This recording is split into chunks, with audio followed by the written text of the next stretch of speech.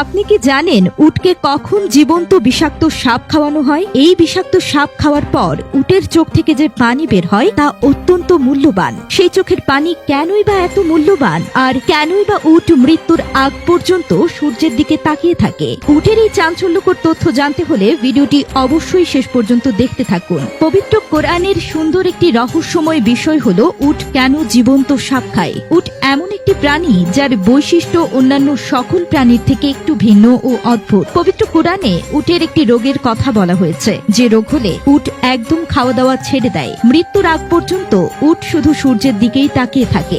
বিশেষজ্ঞগণ উটের এই রোগের ব্যাপারে গবেষণা করে আজ পর্যন্ত কোনো উৎস বা কারণ ব্যাখ্যা করতে পারেননি।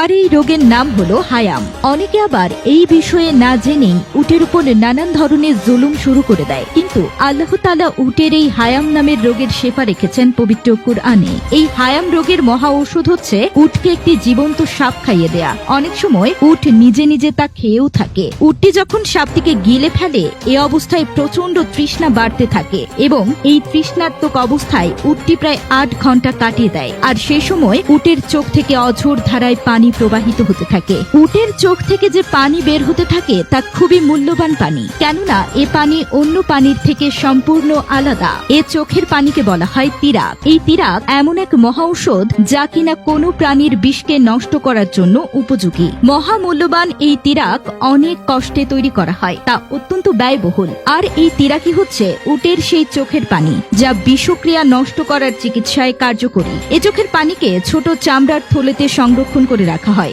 উটের পিপাসার এ রোগটিকে পবিত্র কোরআন মাজিদে জাহান্নামীদের শাস্তির সাথে তুলনা করে বয়ান করা হয়েছে, যার অর্থ কিছুটা এমন: অতঃপর তার উপর গরম পানি টকবক করতে থাকবে, আর পানকারী পিপাসায় উটের মতো সে পানি পান করবে। উট সাপের বিষের পানি পান করতে থাকে, আর জাহান্নামীরা টকবক করে সিদ্ধ হতে থাকা পানি পান করতে থাকবে। সে পানি এতই গরম যা তাদের মুখের সামনে দিয়ে নিয়ে আসার সাথে সাথে তাদের চেহারার গোস্ত গলে গলে পড়বে। তবুও তারা এক শ্বাসে সেই পানি পান করবে, আর তা তাদের পেটের সব আতুরি কেটে পেছনের রাস্তা দিয়ে বের হয়ে যাবে। একবার ভেবে দেখুন তো, পিপাসিত উটের ন্যায় তারা পানি পান করবে এক শ্বাসে। পবিত্র কোরআনে এই কথা এবং এই তথ্য আগে কি আপনারা জানতেন? হয়তো জানতেন না। আর এজন্যই আমাদের প্রিয় নবী হযরত মুহাম্মদ সাল্লাল্লাহু আলাইহি ওয়াসাল্লাম এক শ্বাসে পানি পান করতে নিষেধ করেছেন। তিনি ইরশাদ করেন, তোমরা উটের মতো এক শ্বাসে পানি পান করো না, বরং 3 শ্বাসে তা পান করো। অর্থাৎ নবী সাল্লাল্লাহু আলাইহি ওয়াসাল্লাম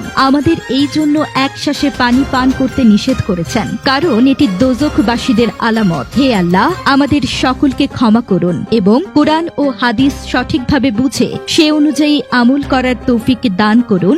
আমিন। নতুন নতুন ইনফরমেটিভ ভিডিও পেতে আমাদের পেজটি ফলো করে রাখুন। এতক্ষণ সাথে থাকার জন্য অসংখ্য ধন্যবাদ।